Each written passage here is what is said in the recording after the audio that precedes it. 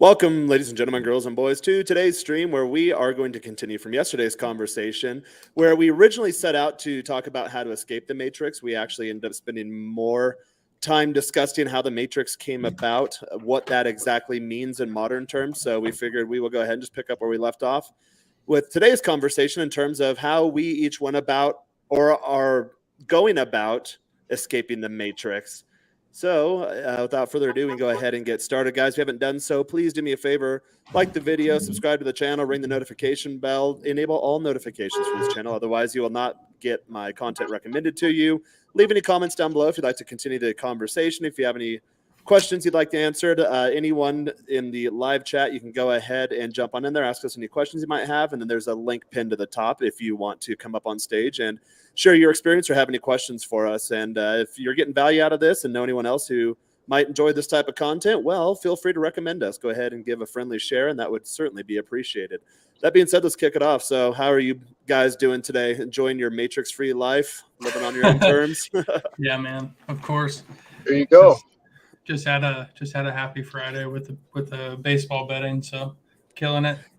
Oh, good times. Yeah, and maybe let's start off with this. So, like, I know terms like escape the matrix. I realized today, I'm like, well, I am kind of plugged into some matrix, so to speak. I'm a big fan of Nomad Capitalist. So he says, like, okay, like, you're not going to ever get off the grid, but what you want to do is get on more than one grid. So technically, I'm on two.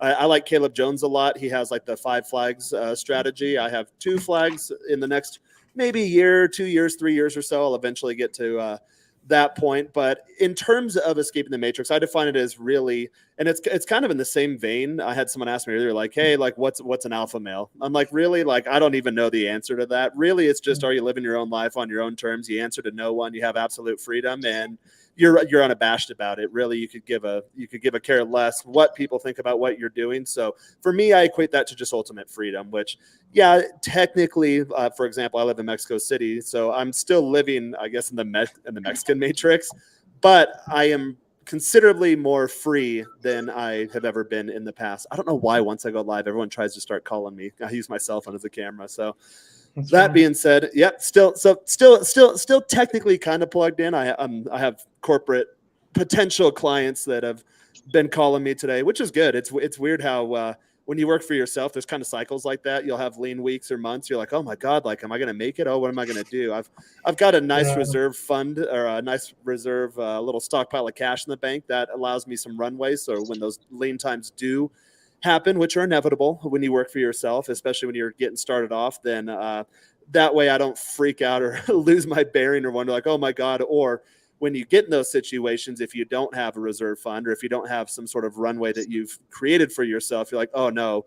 And ultimately you may revert back into the matrix or mainstream society or whatever that looks like for you. So I don't know if you guys agree with that definition, that assessment, or yes or no, or go ahead and feel free to share your experiences and how you're currently working to escape the matrix, or how you're ultimately free. I mean, you're not really ever going, like, you have a social security number from birth. You're always going to be a tracked human being, right? And I was kind of wrestling with this a little bit earlier as far as what does that actually mean? And I think it's what you basically just said as far as location independence, financial independence, making your own choices, rather so much than like you're not, unless you go off grid into fucking Norway or something and go build yourself a log cabin by hand and put up solar panels and shit in a hole. You're not going to be like, you're not going to escape you're not going to escape the matrix, right? Like, not like that necessarily.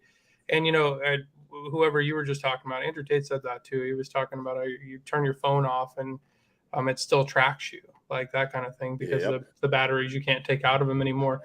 And it's a really good point to think about, because I don't think that me being I started out 1099 independent for like maybe 10 years ago, and I've kind of stayed in that role. So I've kind of just taken on work as it's come and things like that, and eventually got into self-employment overall. And the reality is you always have a boss, whether it's a client or not. You always have a boss. You always have somebody to answer to. There's always somebody there that can threaten whatever livelihood you have currently, short of quote unquote passive income opportunities and things like that. So I don't think that it's even possible necessarily to escape in a in a literal sense. I just think you get so financially independent and taken care of that, and intelligent, really, that you put your money in, certain places, certain countries, and you kind of make your own. You really kind of make your own matrix at the end of the day, like, right, like that's why corporate structure is such an important thing for, even for individuals who make a lot of money. And starting businesses is important, and the investments are important. That's why people talk about like tax deductions.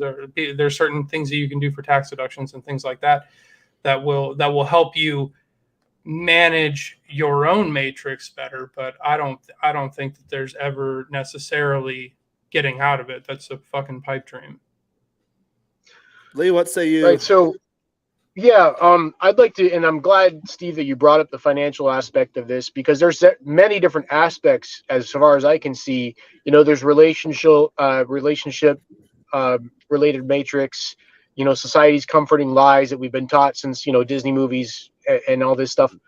There's financial. There's a whole bunch of stuff. So I'd like to focus on the financial because that really is my wheelhouse, and I'm going to keep it very broad because of licensure. So I'm not escaped from the matrix because of that. I'm not free to say everything that I can due to licensure. But what I will say is, early on in my career in finance, one of my mentors told me a joke that is, and of course, all good humor is rooted in truth. The best Right. humor is it's funny because part of it is it's true.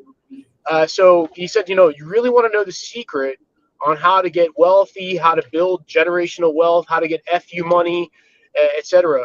I'm like, yeah, sure, please. He's like, look, I want you to study very, very closely. You study the middle class. You look at what they do. You look at their habits, what they spend money on, what they invest money in, etc.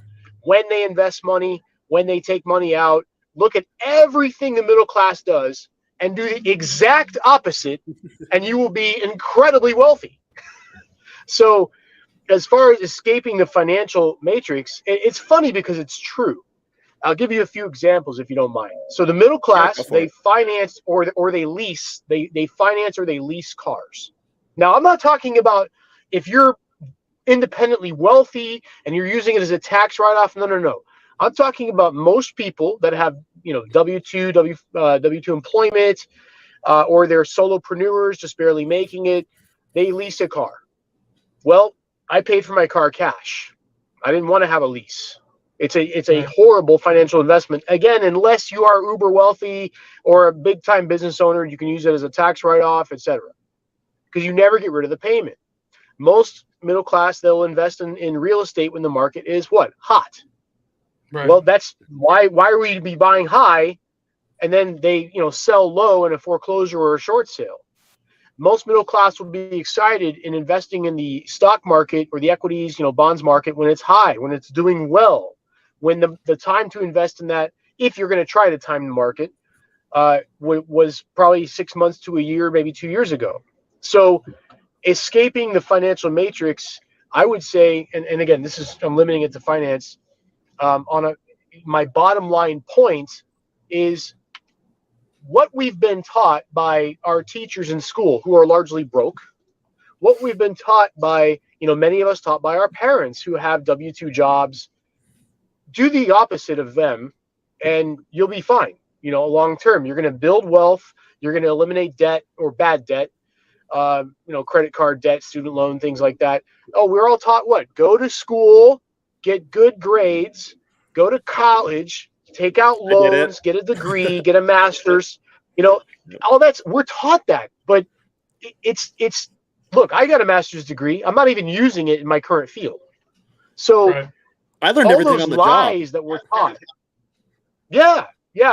those lies that we are taught, we have to first be willing to unplug from them and to see things from a different perspective, seek out mentorship, read a lot of books.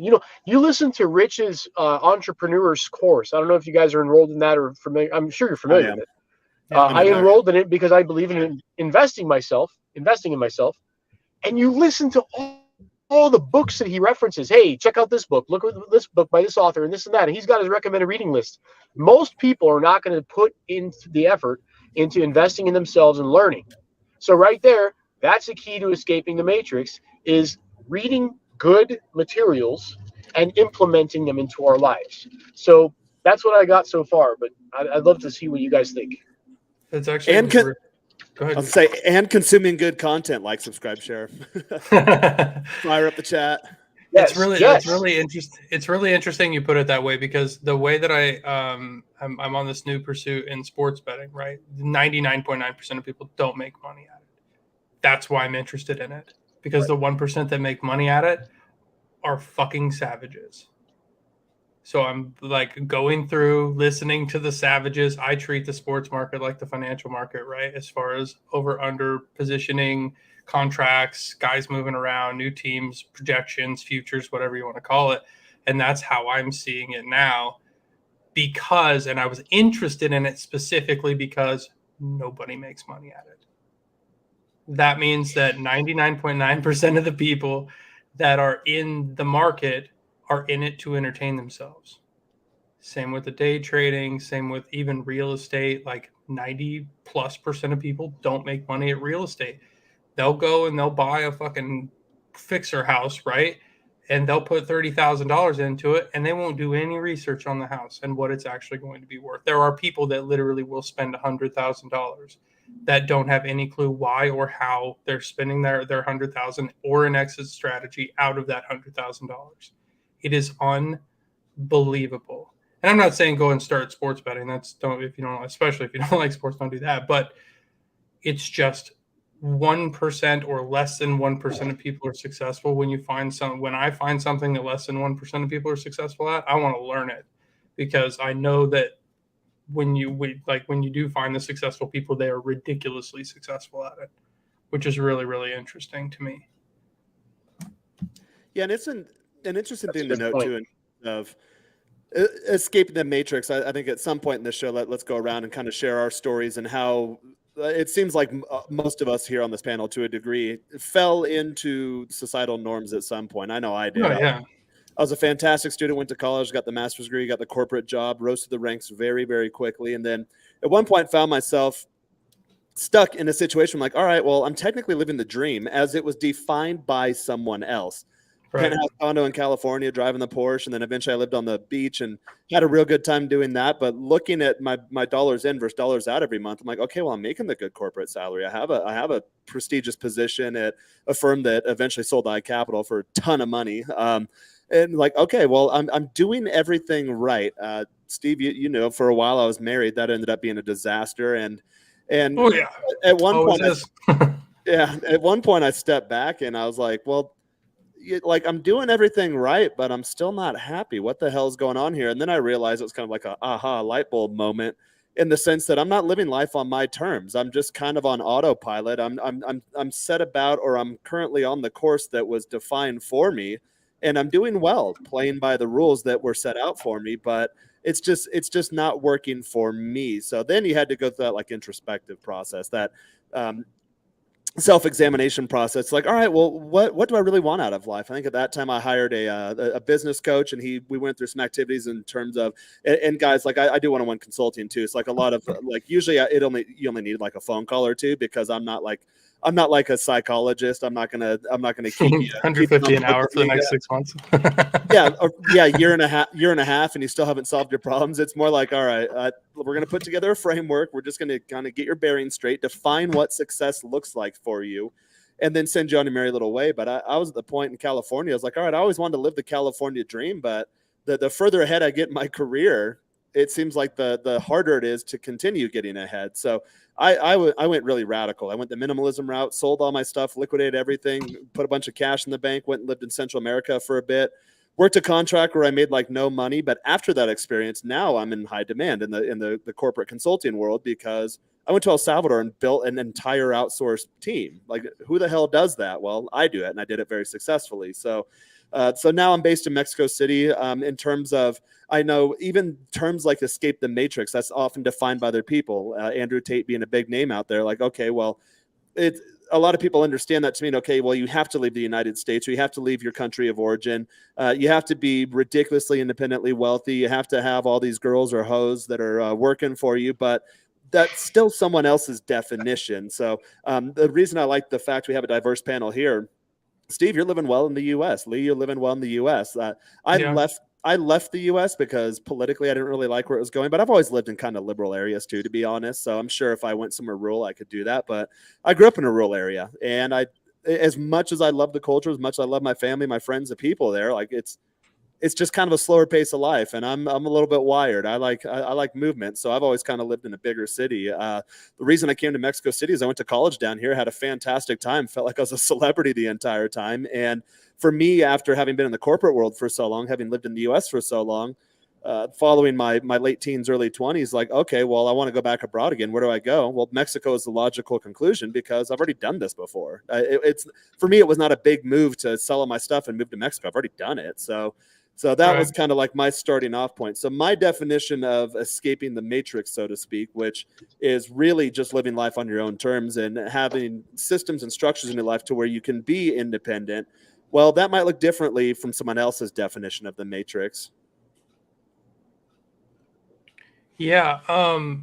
Yeah. I mean, it's for me, it's simplicity. I've always been a simple guy. I've never been a guy that wanted, a bunch of shit. So my drive for like making at least a reasonably good living, say 100K plus, is for freedom to be able to get on a plane and go, play a golf tournament in Arizona if I wanted to over a weekend, or go to Dallas and watch the Dallas Stars play in a playoff game or whatever. I mean, just for example.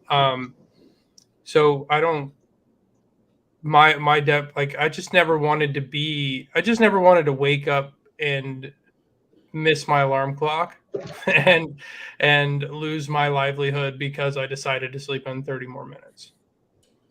Mm-hmm. Right. As far it's simple shit like that for me. It's being able to leave my alarm off and wake up at 8:30 instead of 8 if I feel like it, or get up and go to lunch or eat lunch whenever I want to, or spend time, during the day studying something I'm interested in. It's like I needed to find a way to work around that as far as what my income was going. I needed to find an income that I could make myself because I just wasn't going to be put in a position where of calling another man boss. That's kind of weird for me too. I don't really like that.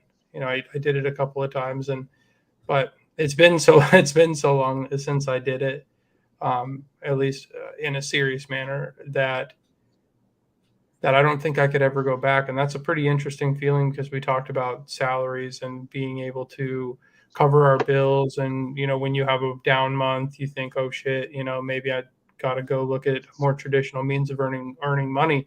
But after 6, 7, 8, 10 years of earning your own money on a commission basis or a production basis,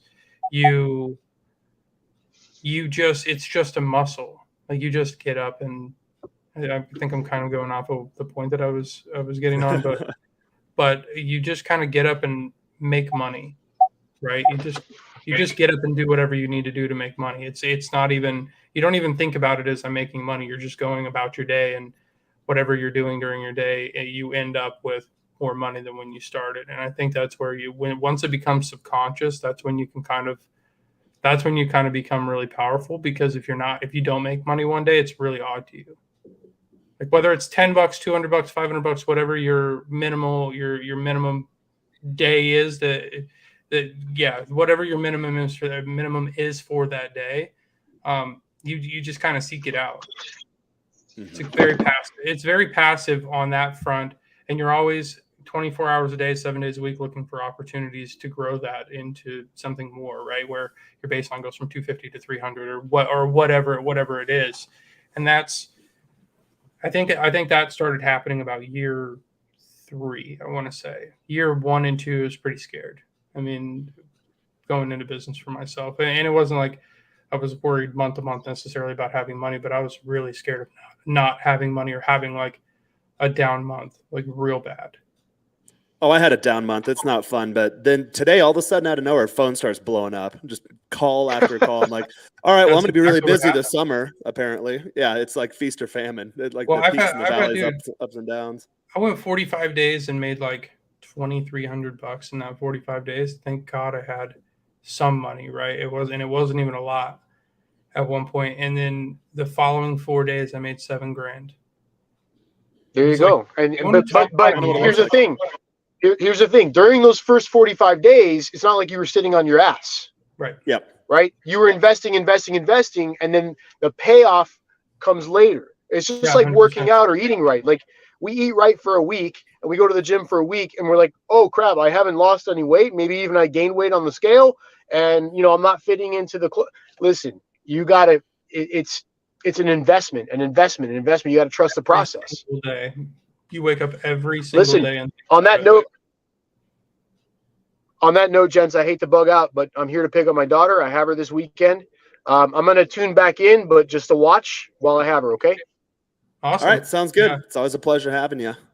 Peace, absolutely. guys. Thank you so much for Yep. including me. Take All right. care. Absolutely. Let's see if it changes our view to something goofy here. On that point, following up on Lee's point, like, yeah, it's an investment in yourself and in any area in life. Would you surmise, Steve, that the reason a lot of people don't do that is because they don't have that delayed gratification? They can't go through the process of, okay, I'm going to work my ass off for an indefinite amount of time on whatever endeavor it is that they're seeking to embark upon, and then not knowing when the payday is going to come? Yeah. Again, yeah, I would say that 100% of the time, really, if somebody has a desire to work for themselves and they don't end up working for themselves, or I'm sorry, let me rephrase that. If somebody has a desire to work for themselves and doesn't work towards working for themselves on I would say more of a weekly basis, they generally have a lack of belief that they have the ability to do it. Right? Like, Okay. oh, I'm never going to have to, I'm never going to have my own job where I make $10,000 a month. When the reality is, you can put in half of the effort, and I mean this like wholeheartedly. You can put in half of the effort your boss forces you to put in on a weekly basis, and you can not only can you cover your 10,000 a month. We won't even go any further than that, but not only can you that's what I'm cover doing. your 10,000 a month, but you can more than likely are going to have 50 to 75% more free time in the process if you want that. Now, I'm not saying that over a short sample set of time, say 4 to 6 weeks or some shit, you're going to come up with that.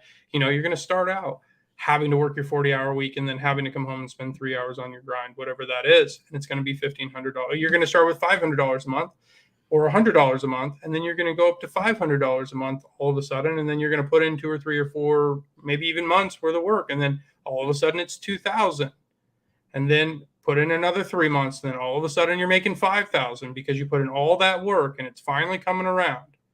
But people don't have the level of patience. It's patience and conviction, I think. The two things. It's like you've got, if you're going to build something for yourself, you have to some degree love it. To some degree, right? You have to at least love it enough to be able to do it without getting paid for it for a period of time.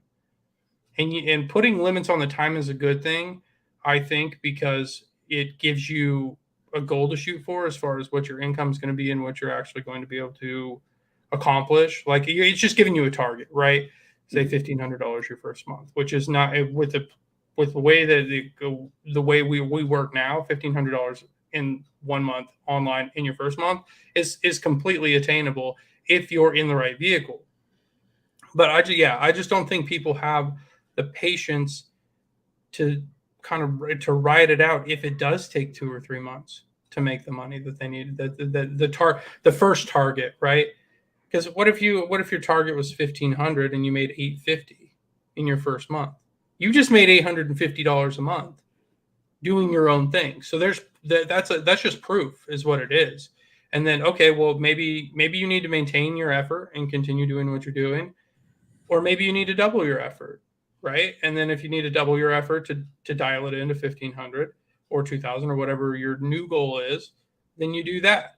And it's just building that daily muscle, a constant state of like, okay, where am I at today? Number one, mentally, physically, emotionally, spiritually, then financially, because all the other stuff makes the one thing better. But the biggest fail is listening to everybody else when you're doing something. Mm-hmm. That's the big number one thing that people do that causes them to fail is they listen to everybody else's naysaying, because most people are lazy. 97, 98% Yeah. of people aren't going to do it. That's Oh, why most people think I'm crazy. Oh yeah. Oh dude, yeah, I hear it all the time. I told both my parents, I'm going to do this. This is what I'm going to do. You know, we just talked about the project tomorrow. And it's a project to me. It's constant. I actually put real work into it. And people are like, well, that's not a real job. Well, no fucking shit. I don't want a real job, dummy. It's I like, want to well, I make make more more money money. than you. What are you doing? I mean, Who are you to say it's not a real I job? closed 3 bets on my first official day, full quote unquote full time doing it. And I'm up 4 units in my first day.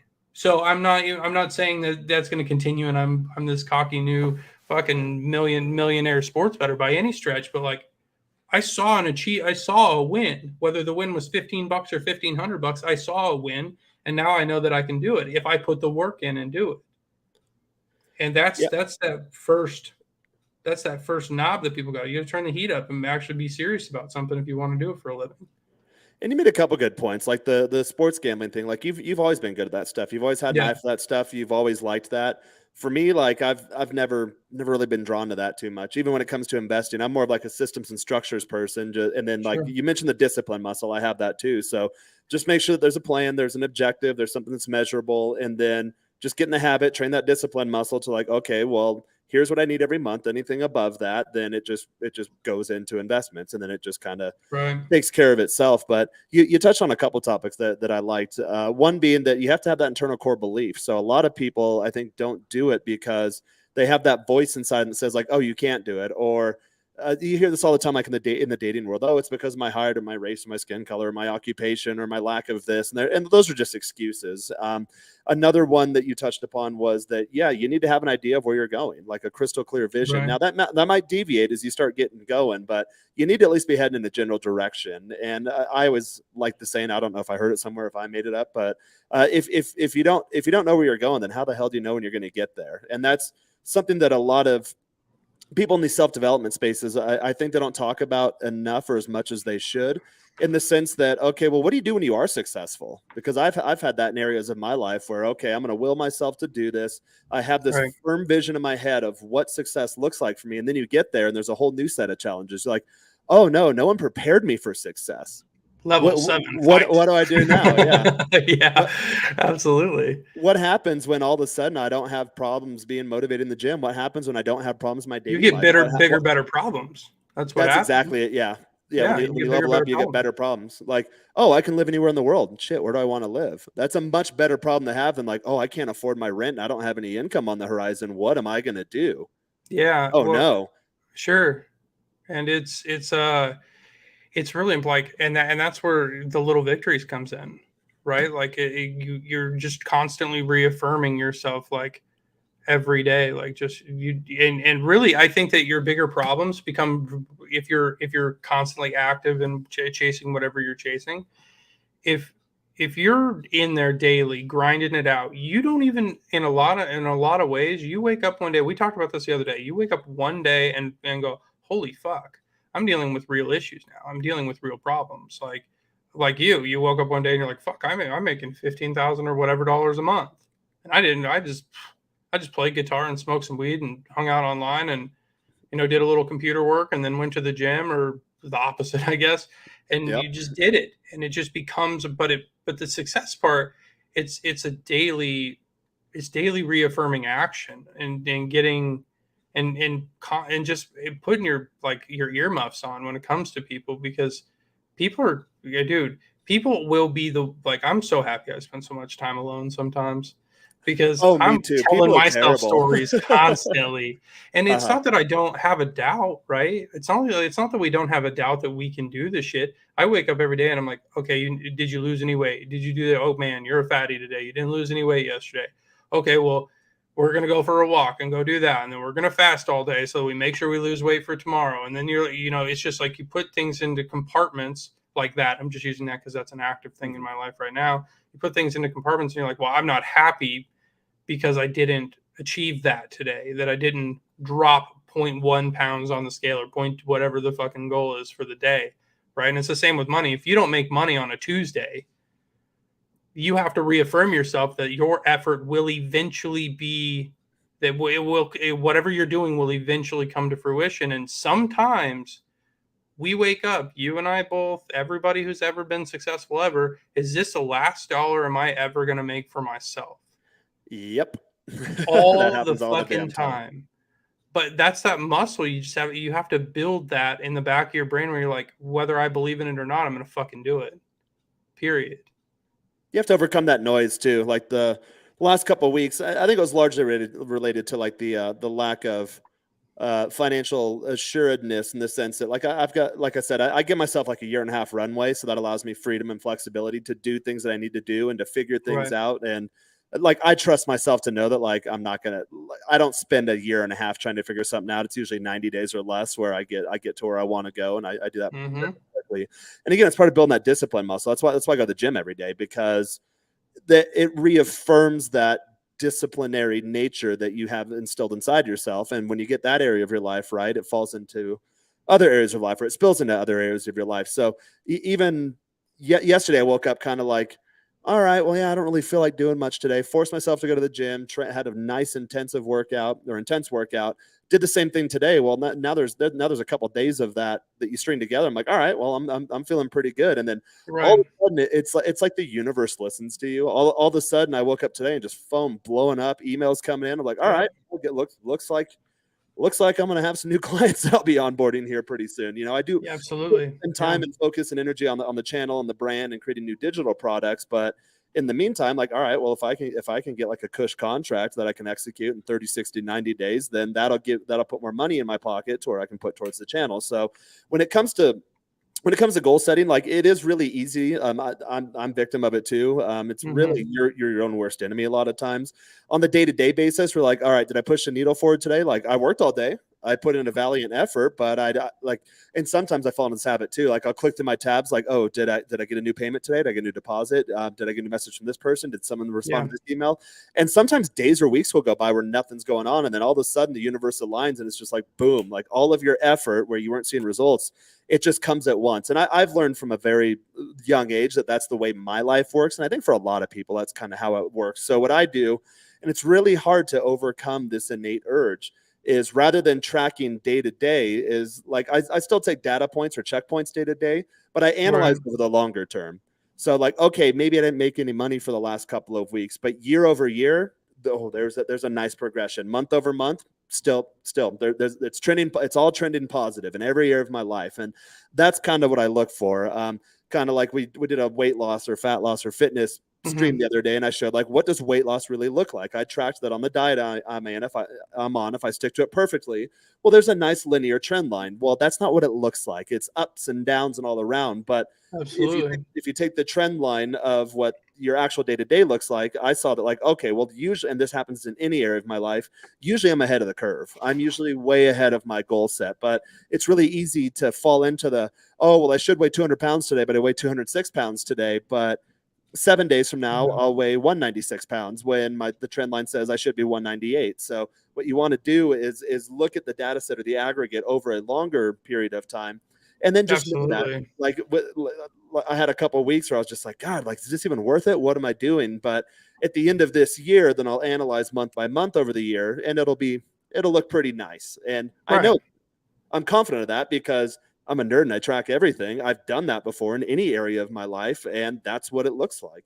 That's how things work in reality for me and for a lot of people, to be honest, when they start tracking. I think I've just gotten so comfortable with being uncomfortable that I don't feel. I mean, I obviously track the stuff. I own a business, for Christ's sake, but I don't. Yeah, you better be. Yeah, right. I track stuff. Uncle Joe's going to be knocking at your door soon if you're not. Yeah, right. But I don't track stuff for my emotional security. I track stuff to make sure that I'm trending in the right direction, like you were just saying. And even now weight or whatever, I'm not really that concerned about it so long as I'm healthy and I'm slowly doing whatever I need to do. But I still track it. It just now that I've gotten to this, and it's probably completely not a counterpoint, but it's probably whatever to what I was just saying about like being in a box, put yourself in a box, and like if I'm not 229.4 over 229.6 today, I'm gonna grind it out. But the reality is, like you get to a point where you're in a management and maintenance state, and you're more concerned about how you feel and how you feel from a, what am I trying to say? How you feel from a, I guess I'll say spiritual perspective, because I'm not super concerned with a lot of stuff. Like, I think that's where when you actually break free from what we call the matrix, it's waking up and not having a disastrous thought immediately when you open your eyes. Well, you don't have external pressures like you mentioned earlier, like Yeah, having you the don't. having the dickhead boss, or having a lot of Yeah, people. Unfortunately, like thank God I come from a good family, but a lot of people have family issues. They have issues with their spouses, their yeah, I'm pretty girlfriends, or in lucky their in that regard too. relationships, and and you ask yourself, like, okay, why are you maintaining these relationships if you're not getting anything out of them? So when you make yourself the proprietor of your own reality, the architect of your own life, then eventually, again, there is a bit of a lag time, but you wake up one day, you're like, okay, the only pressures I have are pressures I put on myself. And you have to, again, go introspectively and ask yourself, is this stress valid? Is this anxiety valid? Sometimes it is. Like, emotions are an indicator. It's like a check engine light is what I always say. So if I'm feeling anxious for a couple of weeks, which I was, I haven't had Hmm. anxiety forever. I'm like, oh my God, like what the hell is wrong with me? I was getting It's like, overwhelming. Yeah. yeah, I was getting anxious over the fact that I had anxiety because I shouldn't, but that's good. That means that I need to reevaluate. I need to reanalyze some things. I need to get my bearings straight and make sure that all the details are dialed in. And then all of a sudden, you're like, once you have that, it just goes away. You're like, oh, all right, I'm back on track, ready. Yeah, yeah. I think the piece that I feel, and this is probably the if I had one thing that I was chasing at any point in my life to right this second, I think the piece that I feel waking up, understanding, I made a deal with myself. I said, you're going to work for yourself no matter what, regardless of whether you live half a lifestyle as you would if you went and got a salary, because I'm worth $150,000 to any company that picks me up. I told myself that I would rather live a $75,000 lifestyle and be on my own terms and make $150,000 and work for somebody else. Now I make more money than that for myself, which is ideal, right? You want to make it somewhere around what you Yep. think your time is worth for what your profession is. But that was a deal that I made with myself. And then I woke up, I think it was 2 weeks ago or 3 weeks ago. I woke up, I put my headphones in, and I kind of just walked out the door and went for a walk. It was like the first warm day, really warm day we've had in Kansas, officially warm day, where it was like 70 something in the morning. And yeah, I walked outside and I was walking down the street, just getting my morning sunshine in my eyes, and I felt that sense of peace come over me. And I said, huh. I was like, wow, that's really, really interesting. That was, but I think I felt that peace for a lot of months, even, no, maybe a month or two, that I had actually like gotten my mindset to that point. And then ever since then, I've had, of course, you have like little moments of this or that, but reality is I live a really good life. It's very peaceful. I get to do pretty much whatever I want for the most part. I have great clients. I have a great business that makes me great money for the most part. I don't really have those lull times like a lot of times anymore. And when I do, the lull times are, hey, I'm making $1,000 a week versus making three, right? Mhm. And I live in our opener for this podcast was originally living significantly below your means so that you can live a better life, like your lifestyle maintenance, keeping it low so you don't have any stress. Well, I don't have any fucking stress, because Mhm. when I do have one of those weeks, it's 33% of what I expected, or what my normal regular week is. Um, my lifestyle doesn't even exceed that. So like at least my expenses don't exceed that. Like I do expensive things when there's the time, but Mhm. I think that's a big part of it, is like you don't need all the shit. Like, yeah, maybe you like cars, go get a fancy car or whatever the fuck. But like, if you like cars, you like fancy cars and you like fancy houses, it's probably a good idea that you work 24 hours a day, 7 days a week, period. Because it's going to get like those things, having $1,000 car payment and a $1,500, $2,000 a month apartment, it's not going to work. Like, it's unless you're a high earner, right? Because that's $3,000 before you even put food in your mouth, or put gas in your car, right? Like you think about it, once you dial that in, which I could afford that life right now, but once you dial that in, you're spending $70,000 a year just to maintain your life. That's fucking absurd. That's why I went the minimalist route. I got to the point, like, fancy cars is a good example. I've always had sports cars. From my very Mhm. first car in high school, I've always had a fast car. I've always had a cool car. I was always the guy that, like, oh wow, like that's just a part of who I was. If you're like, oh, who's Jaron? Like, okay, yeah, name the list of traits, but like I've always had a cool car. But then I analyzed, I'm like, what is it I really like about having a nice car? Because once you get it, the novelty wears off pretty quick. Like, oh, now I have to maintain this thing. Oh, now I have the car payment. Now, like, Right. fucking living in California, having a gas guzzler, the fuel costs get up pretty quickly. Insurance is insane. So I realized at one point, like, God, I'm spending like $1,000 to $1,200 a month on a car that I Yep. really don't even need. It's like, what do I like about a fancy car? Well, I like this since I like manual transmission. So I like carving the corners, or I like accelerating fast, or I like getting through the gears. And Mhm. my last car, I had a convertible. It's like, okay, well, I like driving down the coast with the wind blowing through my hair on a sunny day, listening to good music. And then I realized at one point, like, oh, I live on the beach. So I bought like an old school Schwinn beach cruiser, and then got Mhm. a Bose Bluetooth speaker, put it in the front basket, and I was able to recreate that experience. Pedaling down the boardwalk with music blaring and the wind blowing through my hair. And then at that point, like, I could smoke on the, I could smoke on the bike, have a drink while I was going. It was actually a little more peaceful. And like a bike is super easy to maintain. Okay. Yeah. I had to like clean sand Right. out of the damn chain all the time. And I think I had to replace it once or so, cause it was kind of had some slack in it, like remove a chink or two, but that was really about it. And Mhm. I was like, okay, like, why do I want the cool high rise condo in California? Well, I like having a nice view. When I work, I spend most of my time working in my waking hours, at least Monday through Friday. And to be honest, on most weekends, I spend most of the time working too. But why do I like having a nice view? Well, I'd literally like looking out over the top of the world. And when you're in higher places, you feel like you've risen to a higher level. It's like, okay, well, do I really need to live in California? Why do I like California? I like perfect weather. Okay, cool. I like attractive people. Okay, cool. I like having fun things to do that are not too far away, or doesn't take too much time out of my day or my week to do them. Like, okay, well, I can do that abroad. I don't have to live Oh, in 100%. California. So when you pick your life apart and then put it back together, you realize, like, okay, I don't need to be spending $7,000 to $10,000 a month to maintain my lifestyle. Like, I recreated my exact lifestyle, literally. I had friends from California in town last week, and they're like, dude, your place is literally set up exactly the same, like same configuration, same exact Yeah. sofa, same speakers, same exact model of stereo, same model of TV, same everything. But now I'm doing it for $1,500 or less. Divided by 5 Yeah, I'm cost wise. Yeah.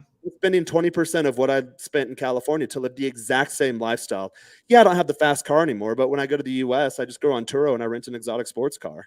Like, okay, Right. I've contemplated buying a car here, but I'm like, the traffic is so horrible. It's quicker to walk or ride a bike anywhere. So Well, and that's just a natural why do I need that? inclination that Yeah. you have, though, right? Like mentally, like my natural inclination is to go buy a fucking jacked up pickup because I'm a hillbilly and I want But one. then The I fastest. remember the pain of, like, you're at the dealership and you're like I usually put a good amount of cash down, try to get a favorable rate.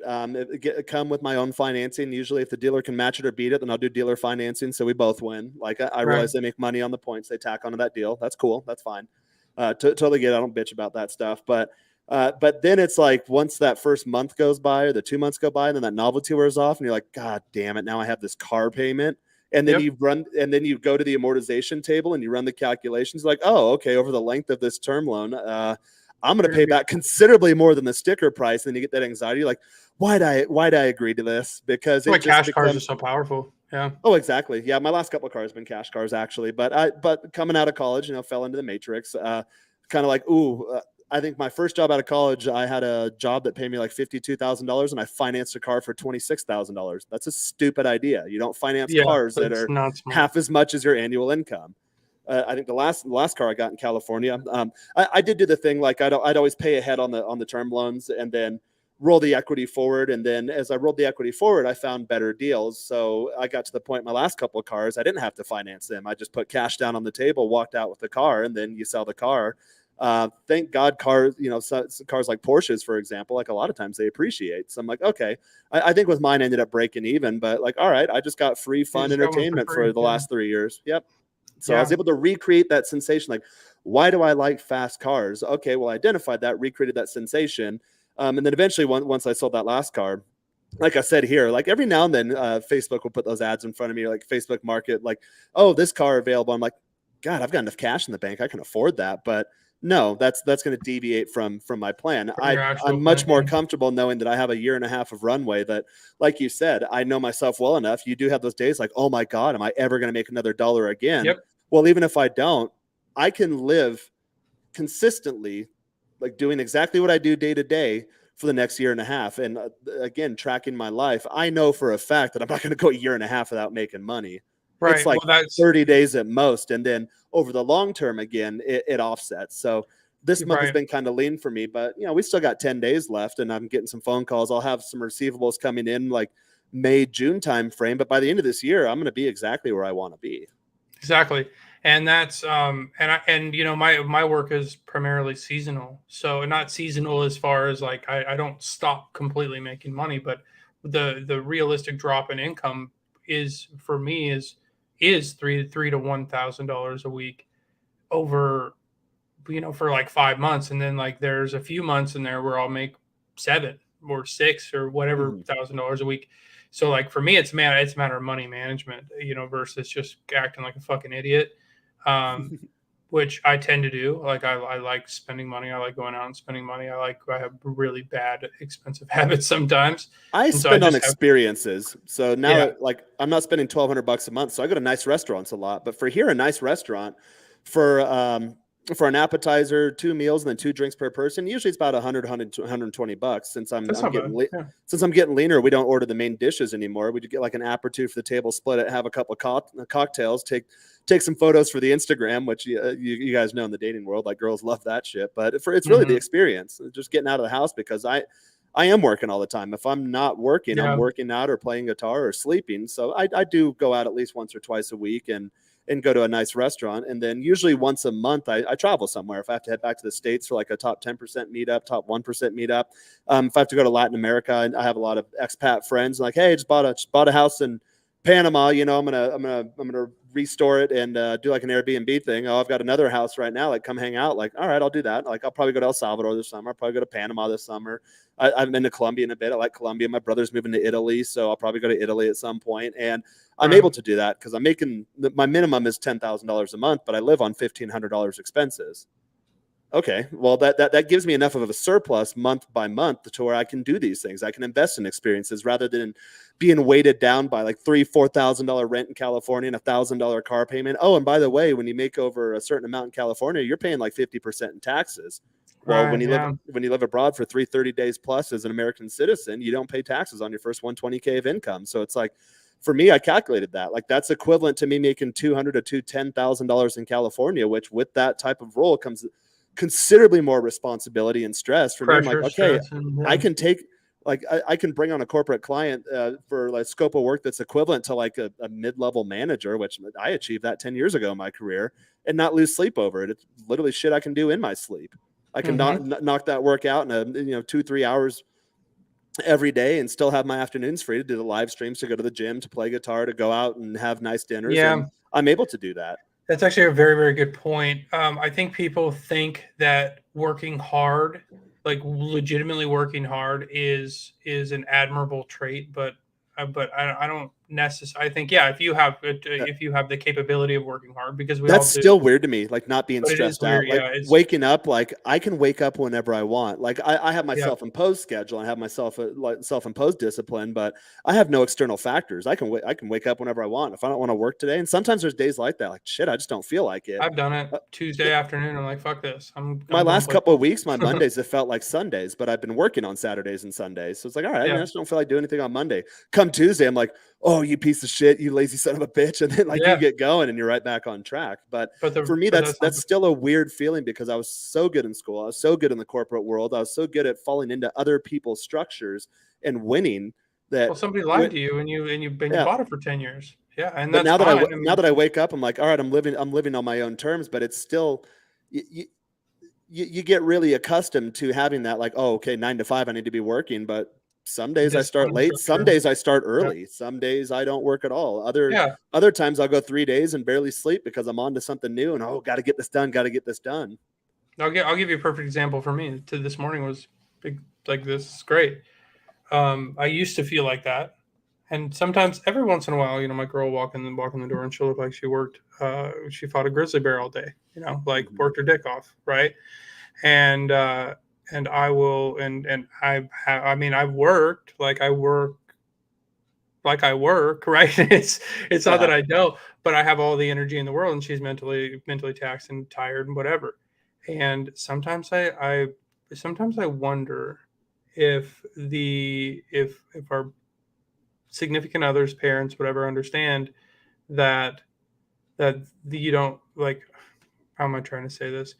Sometimes I feel bad because I think that she thinks that I am supposed to be like grinding my fucking dick off 16 hours a day That's how I in feel the too. dirt, in the I'm not exhausted at concrete. the end of the day. I'm like, I I'm got not to spend all exhausted day at all. doing shit that I like on my own terms. And 100%. even this, I consider this work. We're creating Yeah, a body of work, which at some point is going to pay absolutely. dividends.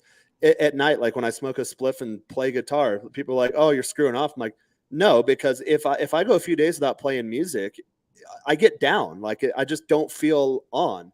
Same thing with Right. the dating life. People like, "Oh, you waste your time on a lot of chicks." Well, no, I have a system built in place. I haven't looked at my Tinder in a few days. If I were to It's the open it most right now, efficient person I've ever seen dating, so I don't know what people are talking about. yeah, exactly. But like if I go like 2 or 3 days without getting laid, I feel off. Like for me, it's for a lot of and I've noticed too, as I'm starting to get more into the entrepreneur circles, a lot of guys talk about this. It's energy management too. Yeah, Like, okay, 100%. like when I play music, I light up. Like it lights up my soul. And then after that, like I have a sequence. Like my days look pretty much the same most of the time, like 95% of the time. Mm-hmm.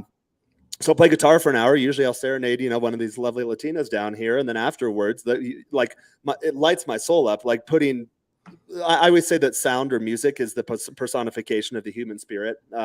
So I always recommend guys do something creative. If you're not a musician, if you're not like into the visual arts, then do something to where you have an idea in your head and you create something and put it out into the physical world and see what that does to you. For me, it's something that I can't undo. I get really depressed really quickly if I go for an extended amount of time without doing that. Quick. Yeah. And then after that, like in the relationship category of my life, like I'm a dude. I like getting laid, but I take it a step further. Like I like that spiritual exchange of energy. So for me, going back to earlier, I mentioned I hired a business coach years ago, and he's like, "Hey," I was like, "Hey, I want to start working for myself. Where do I get started?" And the first activity we did, which is the first activity I do with my coaching clients, is design your perfect day. What does your perfect day look like? I did that activity 3 years ago, and here I am today, living my perfect day. And while I'm living my perfect day, as per my definition 3 years ago, I have that firm image in my head of what my perfect day will look like a year from now, 2 years from now, 3 years from now, 5, 10, 15, 20 years from now. And that's what gets me out of bed every morning and motivated. And a lot of times people ask too, like, well, what is happiness? And for me, it's a fleeting moment, like buying the new car. Like you feel pretty good at first, and afterwards, like, shit, I have this car payment and it's really impractical. And the alleys are narrow in California and this car doesn't have a good turn radius.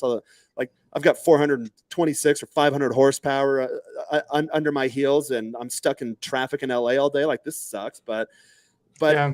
so those are fleeting moments. But happiness for me is like seeing the needle move forward day by day, and not necessarily in every area of your life. Like I said, I was down a bit for a couple of weeks. I'm like, God, it's going to be a lean month financially. So what do? I focus on the gym. Okay, well, I'm going to push my fitness progress forward. Like I've been in maintenance mode for years, but I'm like, all right, well, I'm gonna move the needle forward in that area. I already know how to do it because I've done it before. And the great thing about working out is that's 100% under your control. There are no external factors. Right. You either sink or swim on your own. It is 100% you, which is why I always recommend, again, like guys, and they're like, "Oh, I'm depressed, or I'm going through a divorce, or I just got laid off, or I'm going through a bad situation, or I don't feel like myself," or, "Oh," I hear this with a lot of guys on some of like our 10% calls. "Hey, I used to be the man, but now like I'm trying to get back in the game, and like I feel like I'm lacking." Well, get your ass in the gym, because that's something you can control. And it's nearly free. There's a lot of lies like, "Oh, it's expensive to eat healthy." No, it's not. It's Oh, quite gym the memberships opposite. are expensive. Okay. $100 a week to eat healthy max. Yeah, it's like $30 a month for a gym membership. $10 a month if you go to Planet Fitness. If you're really out of shape, once you start getting in shape, you want to get out of Planet Fitness. That's a Quickly. toxic Yeah, it's culture pretty bad. for fit people, but it's a good starting point. And it's like it's really free, and it spills over into other areas of life and it pays dividends. So for me, it's like, all right, well, I can't control the external factors that people aren't returning my calls, or like deposits aren't coming in on times. Like I have receivables that should have been paid and they haven't been. I'm going to get them because I have good relationships. People get busy. Like down here in Mexico, they took the whole week off leading up to Easter. The entire country shut down. This city was dead. So I was able to work, but like I didn't have a lot going on locally. A lot of people in the US took that time too. Like, hey, it's springtime. I was on a call with someone earlier up in my home state, and they're like, "Oh, the weather's starting to be nice." I'm like, "Oh, I live in Mexico. The weather's always nice here." But I understand, like, you get that growing up there. You get like that spring cleaning attitude, or like, "Oh, it's springtime, time to take care of stuff around the house," or yeah, like I know what you're talking about. there's kind of a change in energy. So I saw, like, in my day-to-day work life, there's a lull, like both on the Mexico side and the US side. And I understood that, put my head down, grinding things out. And I'm like, okay, things aren't moving as quickly as I'd like them to move, but what can I control? I can control the gym. I can control my sleep. I can control my diet. I can control my creative pursuits. And sure enough, again, people focus sometimes on the day to day, but by the end of this month, I'll be exactly where I want to be. At the end of the year, I'll be exactly where I want to be, as per my definition in my head of where I need to be. And if I'm not, then I can get ahead in other areas of my life. And my main goal this year is just balance in general. So there will be times where, like, the dating life is kind of lean. There will be times where the financials are kind of lean. There'll be times where I just don't feel like going to the gym because I'm focusing on my business. Like, once the money starts coming in, I'll get really busy. So like maybe the gym will lack, but I'm doing excessive effort in the gym now. So it'll all balance out at the end of the year, or at the end of the longer term. And once more, that trend line will be trending positive in those areas of my life. So that's how I kind of look at it. No shit. I got the whole thing. Yeah, it is that way. And I think about that. Like, my daily thing is, get up, brush my teeth, go for a walk in the sunshine for an hour. I'm usually, I don't have a time constraint, so I'm usually I wandering love around walking. for an I hour. walk Yeah, it's everywhere. my favorite. Come home, decide whether I'm gonna fast today or not based on how I feel, which I am today, up until probably later tonight. Oh, I've been I started dating a stewardess, so I have a beef jerky plug. She's in the US at least once or twice a week. I'm like, load that bag up with jerky and that's funny. and whiskey, because I don't have good whiskeys down here. Right.